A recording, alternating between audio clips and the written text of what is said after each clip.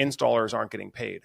That means distributors who are supplying the solar equipment potentially not getting paid. Service providers like your company not getting paid. My guess is the 25% downside is not as bad as anticipated. We are going to see a bunch of the demand push up over the next month or two, and already starting to happen. I think the whole idea of, no money down solar for everybody for 25 years is just, I just think those days are kind of over.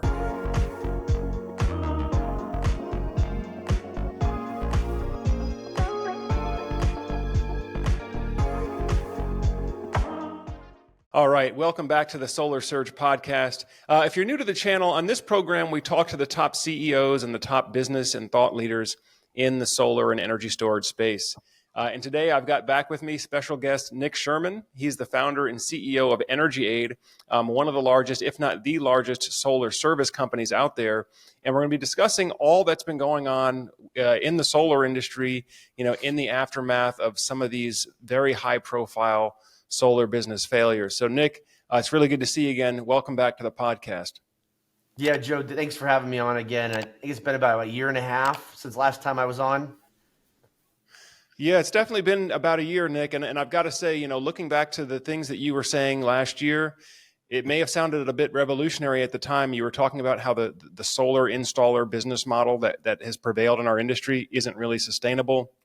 And that, the solar contractor of the future really is going to need to look more like an HVAC type service company where they can capitalize on billable hours and really optimize on travel and billable hours. But this whole model that we've had in the industry of, everything is just a firm fixed price bid, fixed price per watt, and everything is guaranteed for 25 years. We're seeing that just unravel completely. Nick, what are your thoughts on what's been happening in the industry here? We've talked a little about this too offline. Nothing's, I think I gave you the analogy. It's not like we're predicting the Mayans came in 2040 and the world was going to end. This all seemed like very logical stuff that was building up over time and will continue. I always kind of look at this as a 100-year build out. We're repowering or electrifying America with solar and batteries and smart home load centers, and AI will be part of that, and EV car chargers. And the grid's changing, and it's always changed. Kind of reminds me of the 1900s when we went from no electricity or kerosene prior in the 1800s to electricity in the 1900s. And now we're going to on-site storage and production of electricity here in the 2000s. My best guess is if you took kind of this spotlight of here's what 100 years of possibilities could end up being. Every year it kind of gets crazier in terms of possibilities and technology.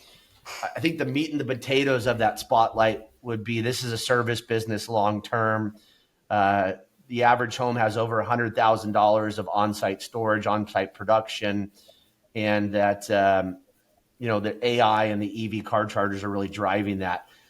I still think maybe robots are installing them at that point, and maybe there's a whole different process of how that happens in 100 years. But I think we're just kind of slowly kind of moving towards that evolution.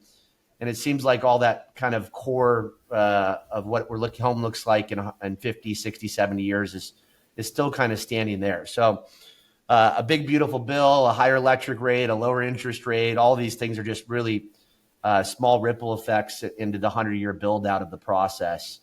Tax credits going away, and the old EPB calculator rebate of California, the California Solar Initiative, the 2010s, 2000s. I don't know if you remember any of those, but these are all just part of the build out, NEM, going to time of use. And when I first got into business in 2006, we were worried about peak demand during the day because of air conditioning load. And that's changed over 19 years to electric vehicles and nighttime load. So things are just evolving, and everything changes when a punch is thrown. So we've got to kind of evolve with it. I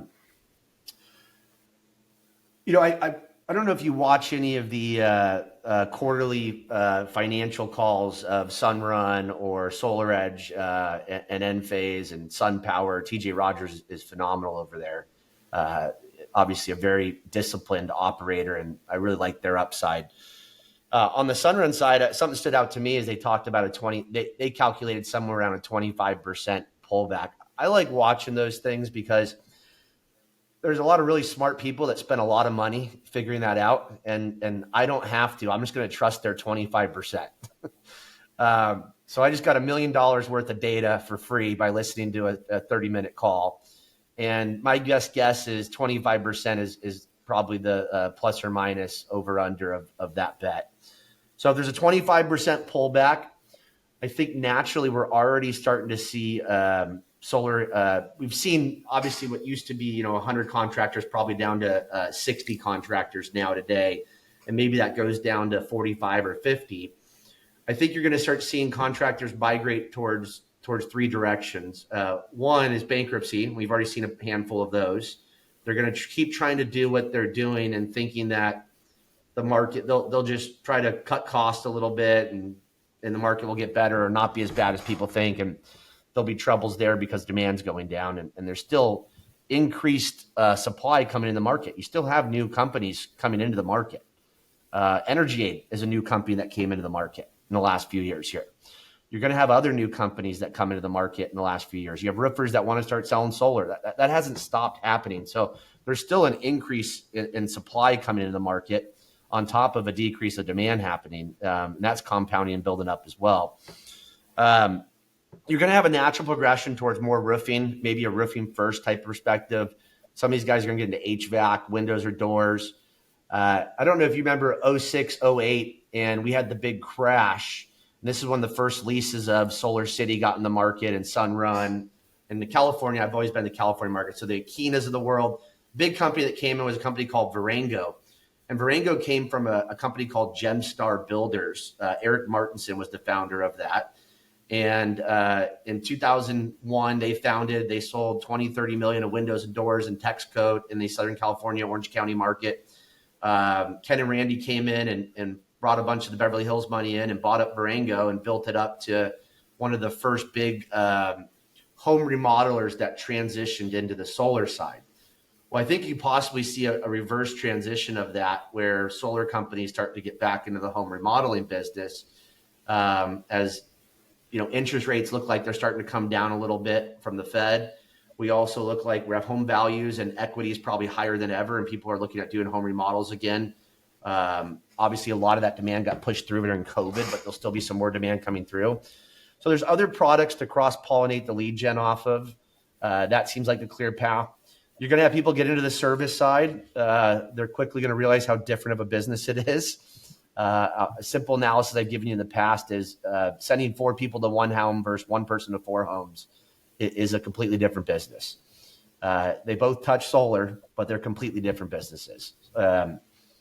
So that's kind of where I see things going. I think the market obviously is going to be mid to high 90% or low 90% plus third-party ownership for the next couple of years. You're going to see a bunch of creative financing. I know the Good Leaps of the world are already working on battery add-ons in all the states to existing solar systems. They're also working on panel add-ons with battery add-ons. Part of the issue with the lease portfolio of adding on panels to an existing system is no one really wants to do another lease for a battery and 4 panels or 6 panels or 10 panels. Or do they really want to be tied to another asset on site where they can get kind of blended in together? And that gets confusing in time. We're going to, in the next 3 to 5 years, start having the first group of the lease portfolios start coming out of the market. Those assets are going to start turning to liabilities, and we're going to need to start cycling those through. The first system is going to have to go into the second system.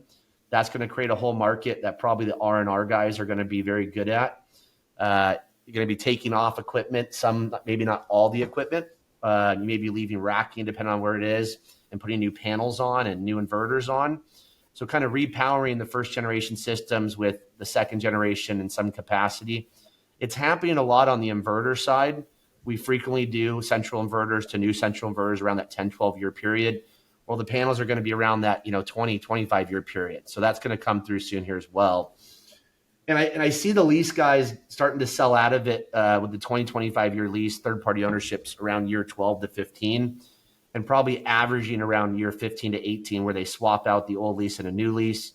It's a great opportunity for them to get into better service agreements that a lot of them are not happy with from their first generation service agreements on third party ownership.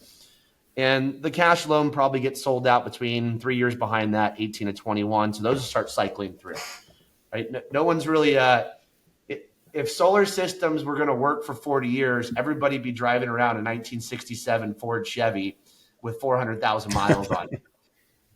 The reality is they break down, and for comfort purposes, for reliability purposes, for ROI purposes, we change out of the old into the new as that asset turns into liability in our eyes.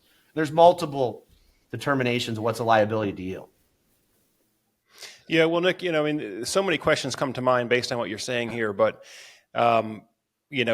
I think you rightly observed that the majority of solar financing is going to go to third-party ownership or some sort of a lease type structure where the homeowner does not directly own the solar system. And I think a lot of that has to do with, frankly, things that are unraveling on the loan side with respect to dealer fees, but also with respect to a number of these solar finance companies just finding that their business model of lending and then securitizing and reselling the loans is becoming unprofitable. But Nick, for those that aren't industry people, let's just kind of take this at a high level, because what I see is that the way solar has been sold predominantly over the past, let's say, 6 to 8 years, has been typically sold by somebody who's going up to a home, maybe knocking on the door, and they're convincing somebody that solar is the right choice for them. It's going to help save them money over time. But that proposition is based on certain assumptions. Assumptions, for example, of no repair cost for the system over 25 years. And in many cases, there's also an assumption of the utility company offering you a net metering or a buyback program for the entire next 25 years.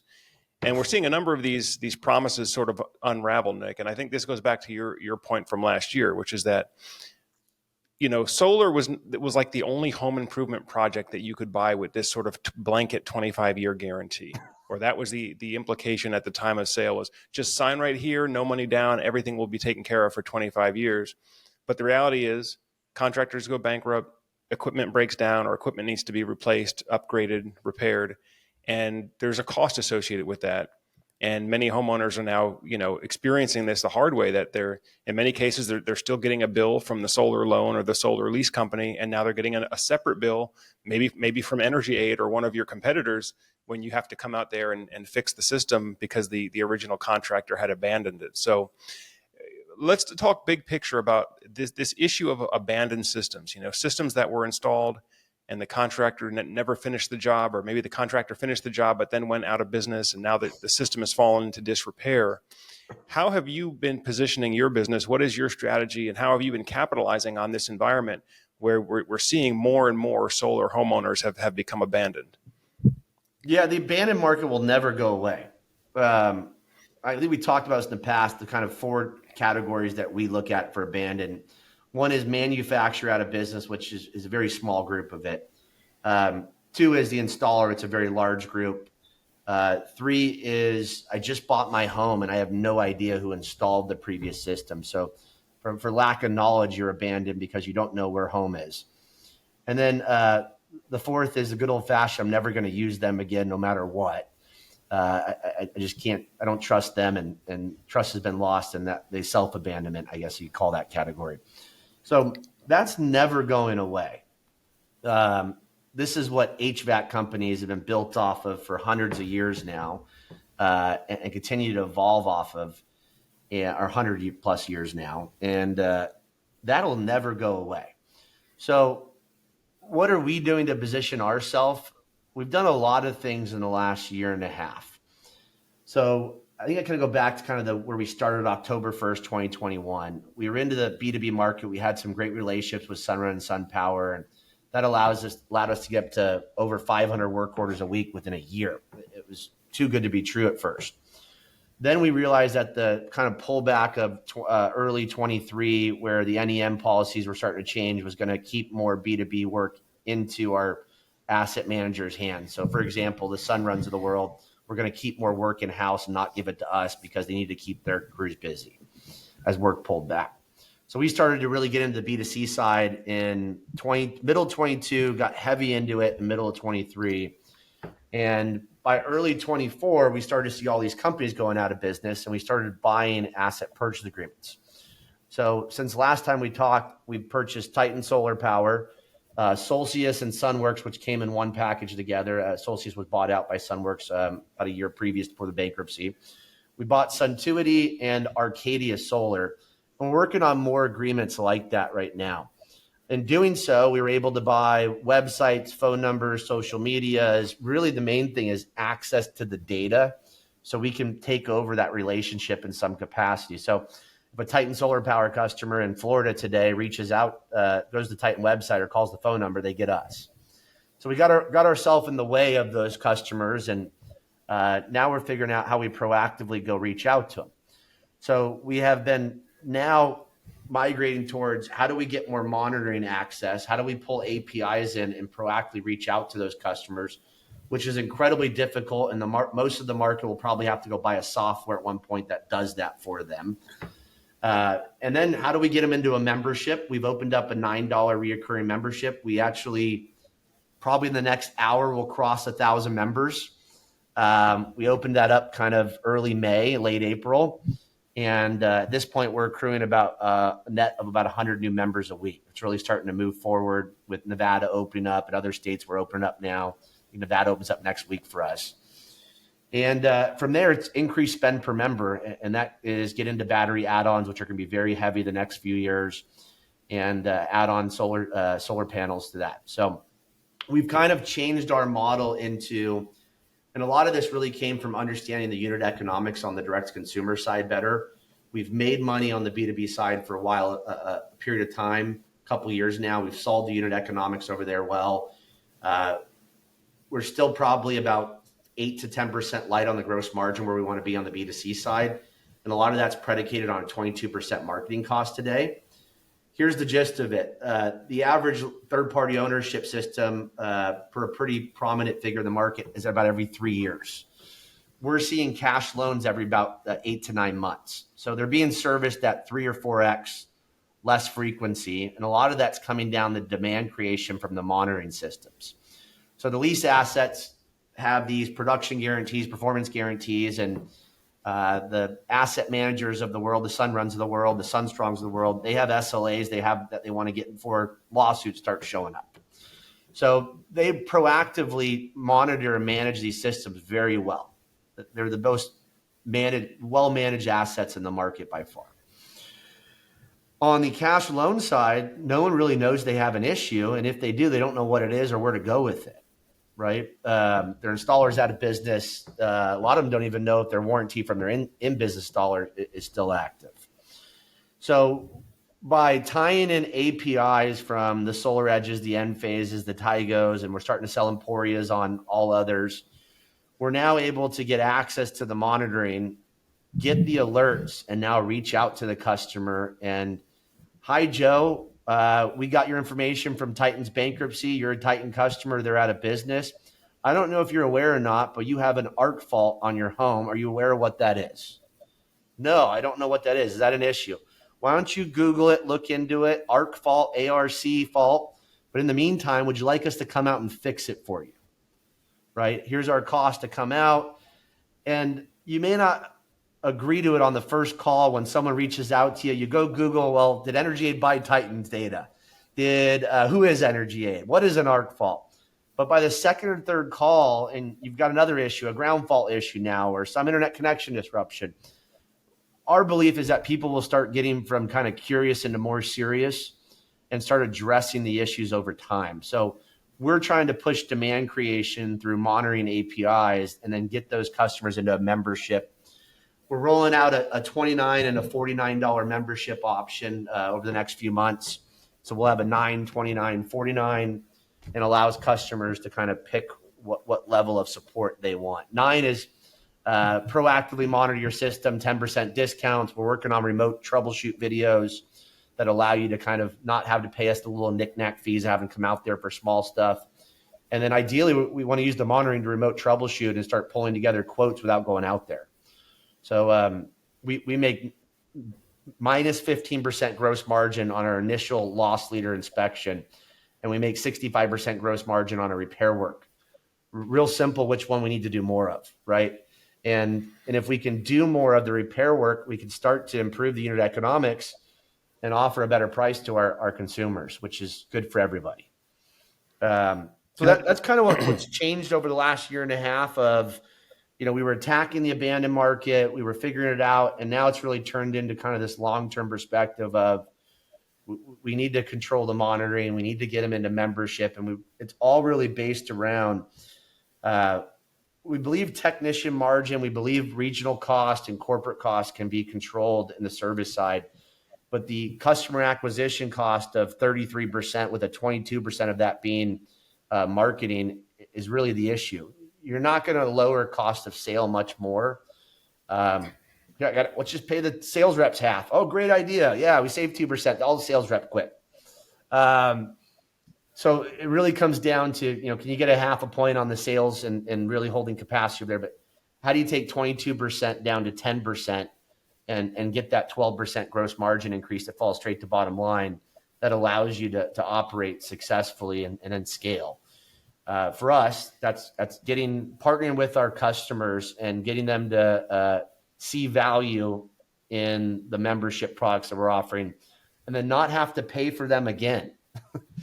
Right? Sure. So, well, Nick, I know there's certainly demand for what you're offering out there, because it seems every time we put out another video now reporting another solar business failure or some other kind of, shenanigans going on in the solar financing world, I see the comments come in and people are saying, I've got a system, I've got trouble. Where do I go for help? So we know that it's going to be a larger and larger group. But let's switch gears a little bit. Let's talk about, because I know that last year a larger portion of your business was business to business. Basically, you had, I believe you had, or maybe still have, O&M contracts with a number of the larger, I believe what you call asset managers, what I would call the solar leasing companies. But what effect has this had on your business when you see large players like SunPower and Sunnova declare bankruptcy? How has that affected your business personally? And what do you think are going to be some of the ripple effects, that you were mentioning off camera earlier, for the rest of the solar industry and the other businesses that are attached to those entities? So about 2 years ago, I was in. This was like the day before Titan bankruptcy. And I was with our VP of business development at the time. We were having dinner and talking. And I said, it's very unlikely that 2 of our 15 partners don't go bankrupt on us in the next 12 months. Since then, I think 5 of those 15 have gone bankrupt on us. And Joe, I feel like it's the bull in the red satchel, ole, ole, kind of, we're dodging the collection bullets, but they still hit us. SunPower hit us pretty good. We dodged Swell Energy and Titan Solar Power and Sunnova very well. And Mosaic just hit us for a bunch of money. It's the reality. A lot of this is public knowledge, and the collections, I think there's 330 grand that you can see posted. We're like the number 7 on the Mosaic collection list. It's not a list you want to be on. It's stuff you have to navigate and you have to anticipate. We've gone from 100% B2B to about 60% B2C today, and we're probably going towards 80 to 90% B2C long term. Some of the strategic relationships like the Sunruns of the world are just so important and provide so much volume. So we're going to have probably 5 or 10 partners that are key partners for strategic reasons long term, and really try to focus on direct consumer, because one homeowner is never going to put us out of business, knock on wood. One large B2B partner who's 20% of our work could. So those are some of the things you have to navigate. And I think that's very common with the entire industry. I don't think we're foreign to the ripple effects. I think we were talking a little before about, I watched this video about the tsunamis in Asia. And one of them talked about the biggest issue is not actually the toll that happens the first week of lives and property damage that happens. It's the actual long-term economic effects. And one of the things they talked about was like the electrical grid and how the municipalities were going bankrupt because of billions of dollars of electrical infrastructure, and the ripple effects of the subcontractor that buys the parts for the utility grid is going out of business as well. And the guy who supplies paper to that company is going out of business too. So there's just this massive ripple effect. And I think that's happening. I think Sonova really stood out to a lot of people in the market. They've got their list. I think Trinity was the highest on that list that I saw. And I've got 5 or 10 friends, and I don't think I even have more than that friends in the industry that have got burned for millions of dollars from Sonova. I think these are very common things. And I think there's a lot of companies that aren't anticipating that on top of trying to survive in the market at a 25% downturn happening per Sunrun. Yeah, I know. I mean, we talk a lot about this big, beautiful bill and how that's going to kill demand, for residential direct owned systems. But, Nick, explain just kind of your take on it. What effect does a company like Sonova or Mosaic going down and potentially not paying its creditors, like what effect does that have on the rest of the industry? Because I'm just thinking off the top of my head, that means installers aren't getting paid. That means distributors who are supplying the solar equipment potentially not getting paid. Service providers like your company not getting paid. So what is when you cascade all of that out to its end, what does that mean for the industry? So first thing that pops in my head is cash. I think you still have a few of those friends of mine I talked to that, they were making operating income, they were producing cash, but they had no cash to do anything. So the cash restricts any growth of the industry.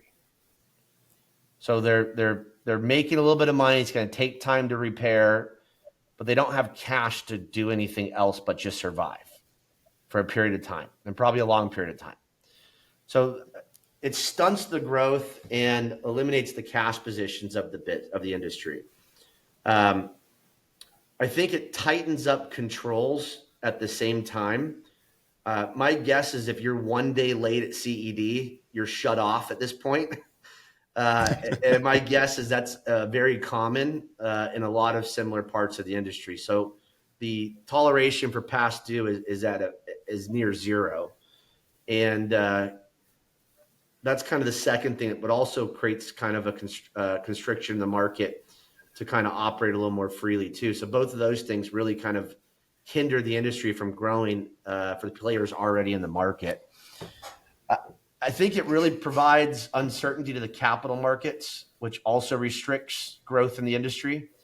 All of these things, the word solar has a big old black cloud over it.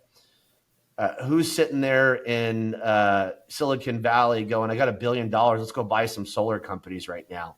Not many people, unless they feel like they have some type of edge where they can buy assets at pennies on the dollar in the market.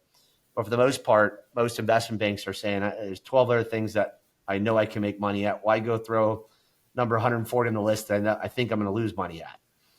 So I think everything that happens from that is just uncertainty in the market and chaos, and restricts the market from growth possibilities going forward, which is a big issue. Certainly. No, I mean, I think it's a bloodbath. It's a mini little credit crisis that we're having within the solar industry. It doesn't seem to have bled over to the economy at large, but the availability of credit, both at the consumer level, also at the business level, at the contractor level. You mentioned, of course, wholesale distributors being unwilling to extend credit, or very, very tight controls on what kind of credit that they can extend to their contractor customers. But I also would imagine a number of contractors that perhaps were on the margin before these larger financial entities failed.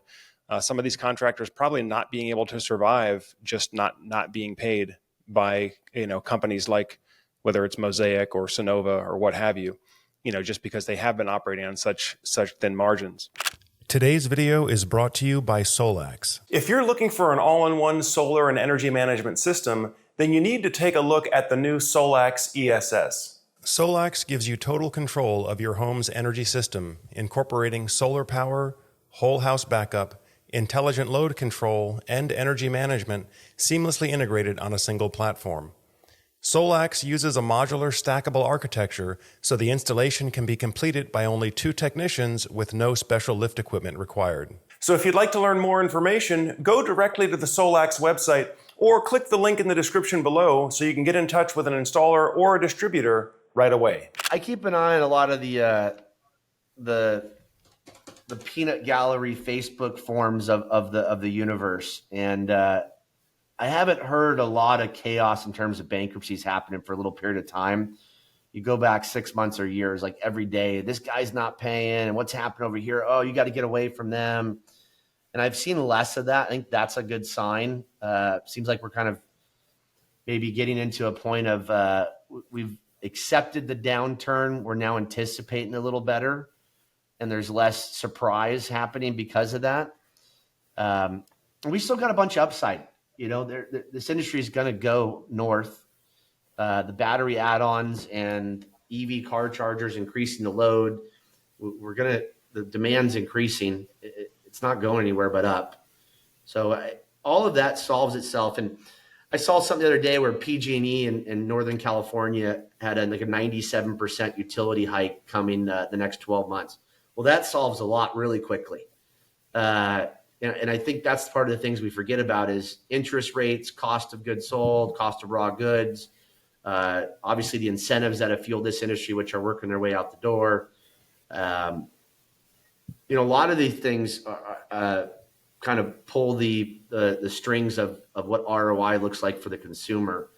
And in doing so, they're sometimes forgotten about the good things that could happen. Well, if we drop a point on the interest rates over the next 12 months, it looks dramatically better. If we have a 30% utility increase nationwide or 20% looks dramatically better, the tax bill doesn't matter at that point. If for some reason battery costs go down 30% over the next 5 years, that's a driver. There's multiple things that can happen that kind of pull against that tidal wave of feeling like we're getting sucked out to sea. Sure. Yeah, I mean that's one other thing that I'm concerned about as well, Nick. Or one reason that I agree with you that the business model for the contractor has to change is because as these systems become more and more complex, a couple of years ago we used to talk about just slapping glass on the roof, and we could do a pretty simple grid tie solar installation, tap into the main panel or tap in at the meter base, and that was basically it. No risk, no rewiring circuits inside the house. No backup batteries, no transfer switches, no load controllers, no EV chargers. It was just a simple, slap glass in the roof and move on to the next house. Now, what we're talking about as these systems become more complex, the technology is advancing, is, a whole home energy management solution that includes solar panels, batteries, controllers, generators, EV chargers, potentially bidirectional EV chargers. And all of that is more complexity and more risk for the contractor, which is why, Nick, I've said, and I'll say it again, I think that, like you said last year, this whole firm fixed price per watt bidding model and the whole like red line, and then you just tack on a commission on top of the red line. I think that model doesn't really work long term. I think it is going to look more like kind of what you had mentioned earlier, more like a home remodeling contractor where their salespeople are going to be trained estimators, but where still the contracts are going to be structured in such a way that it's not going to be a firm fixed price and the contractor takes all the risks. I think it's going to be more of a time and materials based arrangement to make sure that if the contractor chooses to engage in that kind of a high risk project with that kind of complexity, that they're going to be guaranteed that whatever activity they do on that project is going to be a profitable activity at the end of the day. But what are your thoughts on that? This is a home improvement item, and as long as I've been alive, home improvement have been sold by people making decisions from other people. And as long as you've got someone knocking a door and creating an interest and someone wanting to buy, I think it continues to be home improvement. I think of the windows and door industry, and I think a lot of the point why that's not a repair industry versus HVAC, plumbing, and I think service, solar is more of a service home improvement type business, is the value of the actual time and the asset. If you have a broken window, you probably need a new one. There's not much repairing of, maybe you can get the epoxy around the glass. If the glass is broken, you definitely need a new one, at least new glass. And when you go into text code and painting, it's really hard to touch up certain sections and match coloring of 10 years of sun damage. You're painting the whole house. You get into roof. There's repairs on roofing, but a lot of it kind of comes down to after a couple repairs, it really needs a new roof. And sectionally, you can do some things. I think that's actually kind of a service business too, but actually less service than new roofs in the market.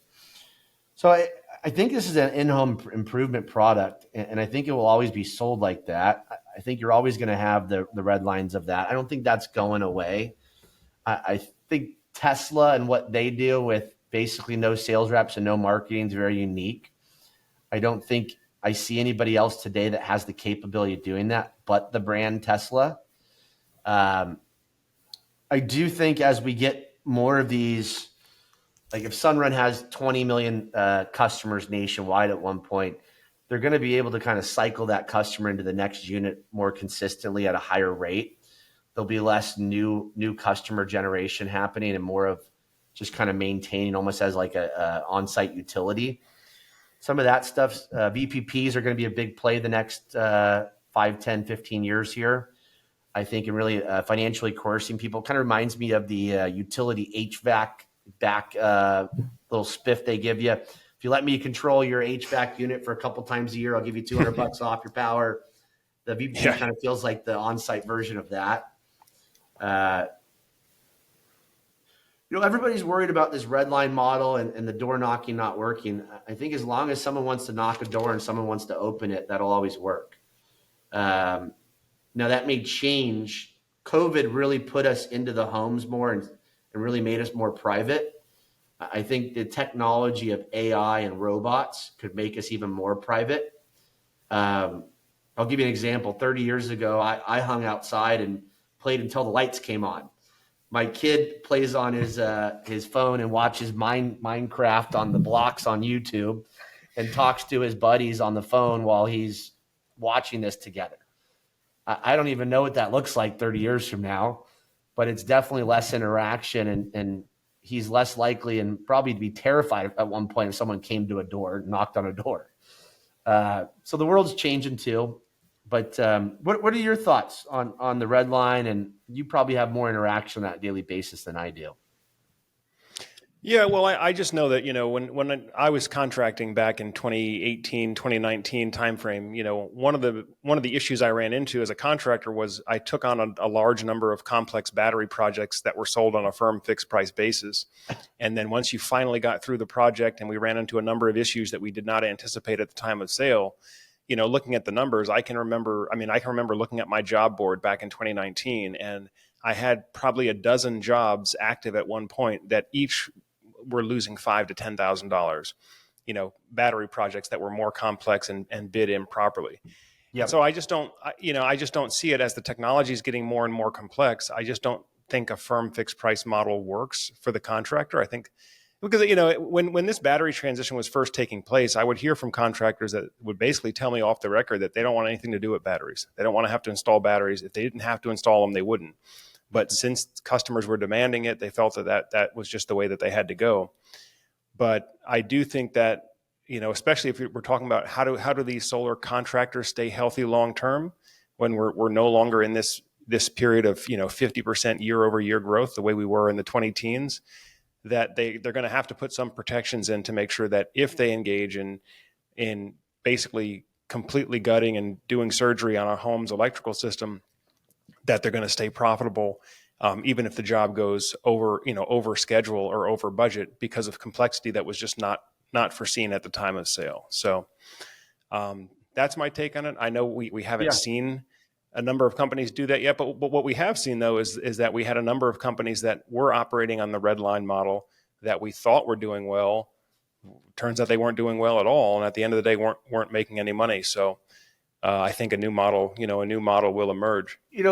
My guess is in 2018-19, all of your poor margin came from the complexities of batteries. And when you looked at the adders of a second story or tile or 100-foot plus conduit run or something else, main panel upgrade, on the solar only projects, my guess is you didn't have as many problems with those. Occasionally you'd run into like some complex main panel upgrade that had something where the utility required something else you didn't think of, or the HJ required it. My guess is that wasn't your issue, is more the complex battery, the new stuff that you weren't really used to yet. Yeah, it was the complexity of the battery systems the necessity of having to install a critical loads panel and in many cases a transfer switch. And in many cases, we had equipment issues where the major system components just weren't talking to each other. Inverter doesn't talk to the battery properly, or vice versa, things of that sort. So I think it was just, when those first generation home batteries came out, it was kind of like a beta test. But the problem is if you're beta testing equipment and you have 40%, 50% out of the box failure rates, as a contractor, you're eating all that cost, right? The contractor or the customer has a fixed price contract. So if you have to send the technician out there 3 or 4 or 5 times to replace defective equipment or to reprogram the system, you're eating all of that, and it just kills your profit margin. So that was my experience. Yeah, and I think if you go back to 2005, that experience was probably very similar to people figuring out the cost of adders on the solar side. And here in 2025, the cost of adders on the solar system are very consistent, industry wide. A main panel upgrade. I don't want no 2-story tile roof adders. Get that out of here. And really just down to the basics of, you want to add a battery or 2 batteries, here it is. You want to have a main panel upgrade. If we've got to do a tilted system, here's your cost. Flat roof versus slope roof, maybe that's an adder. A lot of that's been kind of determined, and really that comes from margin analysis and the unit economics understanding of it. I think we go 10, 15 years forward from now, I think the batteries will still be a little more complex, because when we put the solar system in originally, we had a blank canvas. With the batteries, we have a blank canvas plus a solar system, and we're having to not just tie in a battery to the blank canvas, we're having to tie it into a solar system existing. And that tends to be an age system or a new system, and possibly has a different OEM original equipment manufacturer of that product. So you're seeing a lot of Solar Edge with Tesla. Well, what is that cause and effect of that down the road? Well, I'll give you one cause and effect for me. I have to pull in APIs from Solar Edge and Tesla to monitor that member. So it's twice as complex of a member. That's a whole nother issue in battery monitoring and API pulling in as well, which is what our membership is. We're monitoring your solar and your battery. So I think time solves some of that. I think we're going to get much better over the next 15 years and cut down some of that learning curve. Here's the other issue you have. There's a lot of stupid people that are going to go lose money on that and continue to do that. And they're going to continue to price it below where they should. Eventually the market will correct itself, but you're going to lose work as a smart contractor who does understand your margin and says, I don't want work that I can't make money on. Crazy concept. Yep. And we left a partner the other day on the B2B side, and we weren't making money. And he goes, what do you mean? Everybody else is happy to have the work. I said, my guess is they don't have the margin analysis that we do. And because of that, they're willing to do this for a longer period of time, which is another reason why you shouldn't use us. Right. So, that will correct itself in time. And my guess is that relationship comes back in time once the other contractors have figured out, which we figured out. We're not a unicorn who's the only one who can figure out how to, what profitability looks like. They're either going to go out of business because they're not making money, or they're going to figure out what profitability is. There's only 2 paths there. So a lot of that corrects itself over time is my guess, Joe. And the batteries are very foreign to us because they're new. In 2001, 2005 in the California market, which I'm familiar with, solar we sold off of AC watts. And we were at $9.50 for an AC watt, and we had an EPB calculator. We just averaged sun hours around 5. There was no other precise tool by zip code yet. And no one knew what degradation was. We had these funky calculators. We were making up our own tools. And yeah, it's gotten much better from there. The proposals took 4 hours to create. And yeah, it was looked like a MIT, end of semester submission on a 4-pager. So we had to do 4 hours of Excel to even give a proposal for $40,000 solar system. So it'll get easier, and people will figure out. And if they don't, they won't be here. Yeah. Well, I think that's probably the number one thing that killed most solar, contractors is just not knowing where they were with accounting. Like you said, and it sounds like you've got a very good grasp on that on your end, as far as knowing what activities are profitable and which ones are not. And of course, it takes maturity and discipline to just walk away from an unprofitable opportunity. The companies that don't know any better will take it, and they'll press prices down below where they should be. But like you said, eventually those companies run out of cash and they go out of business, they go bankrupt. So, yeah, as I've said many times before, solar is not one of those things you want to shop on cheapest price. Whether you're a homeowner, whether you're a commercial asset manager, you want a partner that's going to be sustainable long term, which means most likely is going to mean they're not going to be the cheapest guy in town, and that's a good thing, right? I think one of the biggest, you're right about the financial ability, and you've brought that up. We talked about last time I was here too. I used the analogy, nobody knows how to punt in this industry. And I think entrepreneurs in general, everybody does their own math, right? Joe Ordia has calculated if he does X in a year, he'll be here. If he does X plus Y in 2 years, he'll be here. And if I can compound that at 30%, I'll be Bill Gates by the time I'm 95.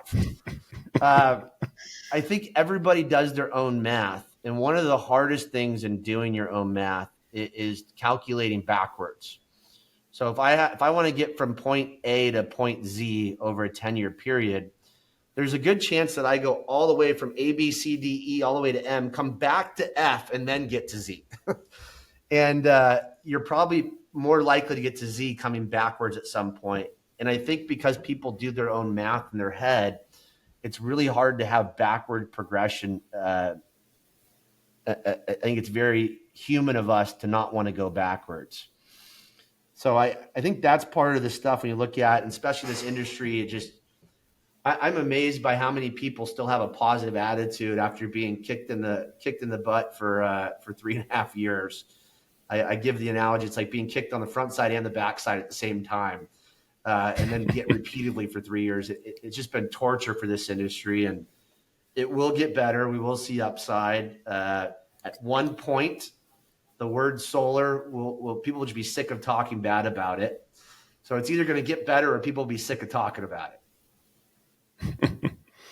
Yeah, no, I mean, you can already see the signs of a brighter future ahead. I just think it's, we just have a lot that still needs to wash out. So, would you be willing to make any prediction of, do you think there are any other large business failures or business shakeups within our industry that's on the horizon?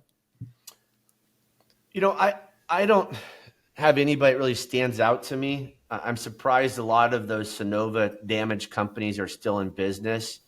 I also know that we've been kicked from both sides a few times by partners going out of us, and we've found a way to survive it. I had an advisor of ours, first year we were in business, say it's really hard to kill someone. People have an amazing ability, the human race has an amazing ability to survive. And especially when you start to put families and homes and coworkers and stuff that is really important to them, it's amazing how much they're able to fight for that and figure out at a high survival rate. So I don't like betting against anybody surviving, even if there is a tidal wave coming that looks likely that something bad's going to happen. If I were looking at where the market's going, third-party ownership, being able to do additional products and cross-pollinate lead gen seems very important. And I usually like to look back at who's already going out. So for example, when Titan went out, why are there not other 3 or 4 other EPC models following them? When Mosaic goes out, there's a few names, and some of them are partners, so I'm not going to say them here, but there's a few names that need to transition over to third-party ownership side or other products. You have the Good Leaps of the world who sell a bunch of HVAC. They have a little easier way, and they're getting heavy in the lease side, and it looks like they did it just in time about 1.5 years ago. So I believe if you look at what's failing and look at the underlying issues of why it's failing, I think you can start to predict what's next. I don't see as much that really stands out to me personally, Joe. I think the fintechs need to transition into where the new market's going to be the next couple of years. I could see some missteps from the fintechs on that transition, from some lawsuits on the cash loan tax credits that didn't come to fruition for people. There's probably a few class actions coming up on that. Hope I didn't just tee up any lawyers to go class action that. But from there, like, we're trying to get a Good Leap panel added, battery added product, and they're still like a month or two from getting in the markets we needed it. So can they get these products up and going quick enough before October 1st is probably the transition date where we just can't sell any more cash loan on a battery add-on. And if it's got panels and battery, it's probably September 1st. We're getting in the add-on side ourselves here as a service business. I always give the analogy before. We're an HVAC company that has not sold a new HVAC unit to date. It's a little insane. So we at one So point Nick, explain that for me a little bit more, though, because I know you do sort of present as a service business, but are you selling new battery installations, retrofit to existing solar, and if so, how are you choosing to price yours? Yeah, we're very close. We wanted to get our membership up and going, and we have a couple other things we're finishing up right now, but it seems likely in the next 2 to 3 months we're going to be heavy pushing towards the add-on side. It's part of getting the unit economics down. You've got a very low cost of marketing and a high revenue upside. And we believe we need that to further get down that 22% marketing cost I was talking about.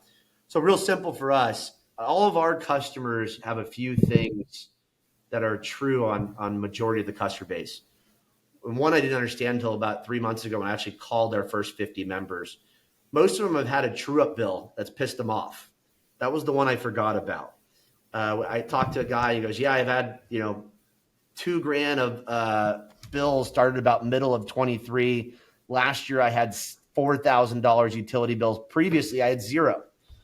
And I haven't increased anything. Sure enough, we go out there, and because he didn't pay $9 a month for a company like Energy to proactively monitor his system, he paid $6,000 in a true-up bill that he could have not had to do if he would have been fixed in time. So he spent $2,000 for us to fix it. He spent $6,000, all cost that is kind of part two of our customer base. They were all told that the system will never break down and that the contractor will always be in business. All of that's not true. So all of this kind of leads to a customer base that really doesn't trust anybody in the word solar, and telling them what's going to happen and being able to help them going forward. They're still very interested in solar. They believe in solar, and they believe in what solar does, either from an environmental standpoint, but mainly a financial standpoint. And they have seen success. And people, just like they're hard to kill and they survive, they also like to trust people and give them a second chance. It's very human of us as well, and being able to move forward. So for us, it's really about repairing their trust into the solar or battery side. We need to fix their current problem. Be thoughtful enough to understand that if someone has something broken, the last thing they want is to be sold more of broken. So we got to fix the first system, build that trust up, show them a period of service, and good customer service and good communication and great quality, service across the board. Then we have the opportunity to start to sell them the additional products. It's very likely, like we talked about, all of these customers are going to have $100,000 more of probably double the solar and double the batteries that they have today. Well, if that's true, $25,000 of solar in 2018 that's turned into a $40,000 solar battery package today, there's still $75,000 to $60,000 of product that need to be sold to that customer base. And we believe that's the market we're competing against. On top of that, once we start to acquire customer base, we can work into referral networks and start to get some of the new installation opportunities as well.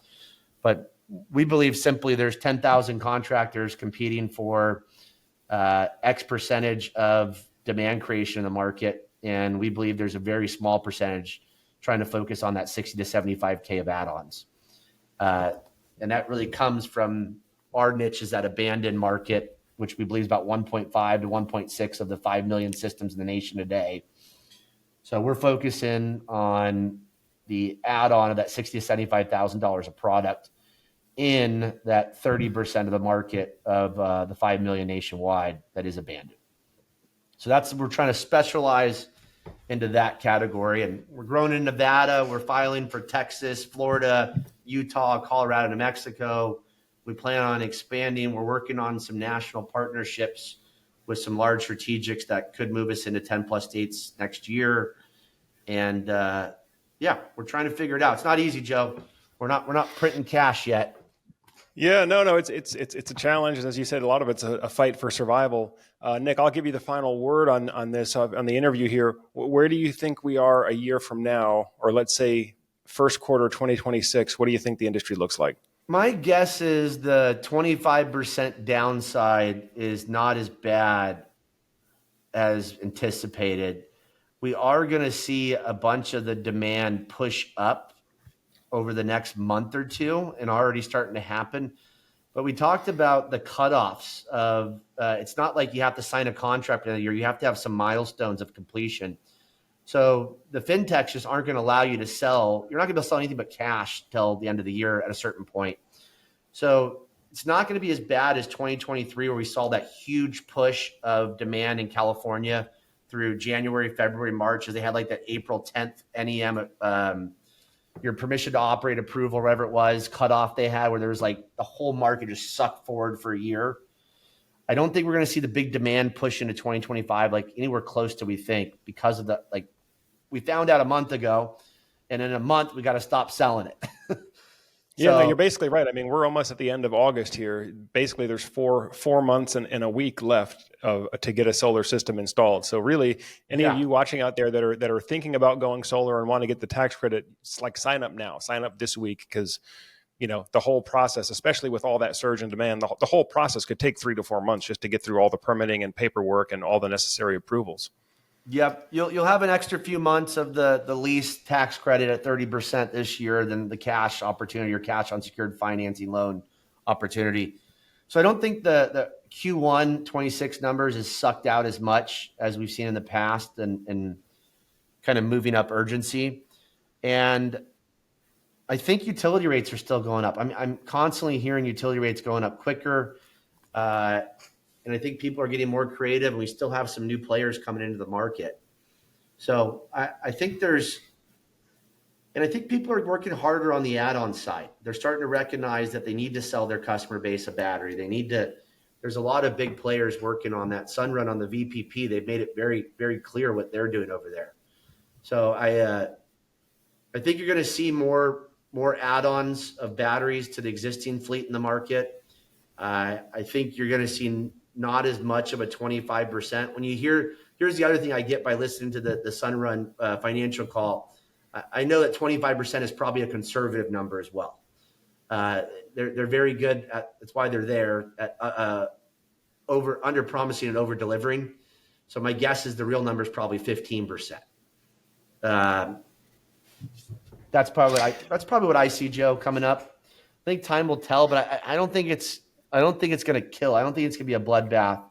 I think it's going to be a transition. And really, the largest determination of bloodbath or no bloodbath is going to come from the fintech's transitions toward third-party ownership products. I think there's going to be a lot of the prepaid. I think HDM does that prepay where you buy it out after 6 years. So there's going to be some creative lease financing that comes in the market too. We've always been really good at that in the solar industry. Well, Nick, I got to say, I think time will tell, because there's one thing we're good at here in America is creative financing, but doesn't mean it always works out well. I didn't listen to the quarterly investor call, but I did look at the latest financial reports from Sunrun, and from what I can tell, the business is still not generating cash from operations. And I think that's a concern, because if the company could not have been profitable in the environment we had 2 years ago, 3 years ago, I don't see out at all how it could work in the environment we're going into next year. But that's not my problem or my area of expertise. I'm just here kind of reporting on what's happening. And I hope that there's a sustainable TPO model. Otherwise, as I've said before, there's still always going to be people that buy solar because they want it, particularly people that are affluent enough and they can just afford to just pay for it outright and don't have to worry about, bringing a financing partner into the deal. There's always going to be customers like that. But I think the whole idea of, no money down solar for everybody for 25 years is just, I just think those days are kind of over, but we'll see. I think one of the big things stands out to me too is the early generation service, third-party ownership service agreements. I think just service liability estimates in general in this industry, we're going to get better at that. So a lot of this has been new money funding old money habits. And I think as you get into these second generation or battery add-ons for the lease portfolios, the Sunruns of the world are working on, I think you're going to find that we're getting better at estimating the liability. I think we're still going to find that we're underestimating it because we still don't know exactly what the final package looks like 20, 30 years from now when it's $100,000 of stuff and per home. But I think we're getting better at estimating the service liability. I think you're going to see more warranties start to come down on the cash loan side more. I think you'll see some AAA back-rated unsecured financing 20-year warranties that come into the market, like the solar insurers. There'll be some larger companies that come in on that side too. Or maybe not. Maybe they're all terrified of service in the solar industry at this point and will do something else. So time will tell. We'll see. Well, Nick, it's never a dull moment here. That's why they call it the solar coaster, and we're certainly in another transition period now. But of course, that's why we do episodes like this, so that we can share with our audience insights from people like yourself, and help folks navigate through the world of solar into 2025. But that pretty much does it for today's episode. Again, folks, we're joined today by Nick Sherman. He's the founder and CEO of Energy Aid, one of the top solar service companies, but also doing add-on and retrofit installations as well. So, Nick, where are you now? I know California, Arizona, Nevada. Where else are you guys operating? Yeah, so we officially open up Nevada next week, and we'll have an office on the 15th of September opened up. So all of California we cover, all of Nevada, all Arizona by the 1st of September, and we're looking at Texas, Florida, Utah, Colorado, and New Mexico next on our roadmap. And my guess is 3 to 5 of those 5 are in 2026. Sounds good, and glad to see that you're expanding despite the challenging environment out there. But folks, that pretty much does it for today's episode. Thank you for spending some more time on the Solar Surge podcast channel. And as always, I'm Joe Ordia here, encouraging you to get prepared and be empowered. Thanks for watching, and we'll see you on the next episode.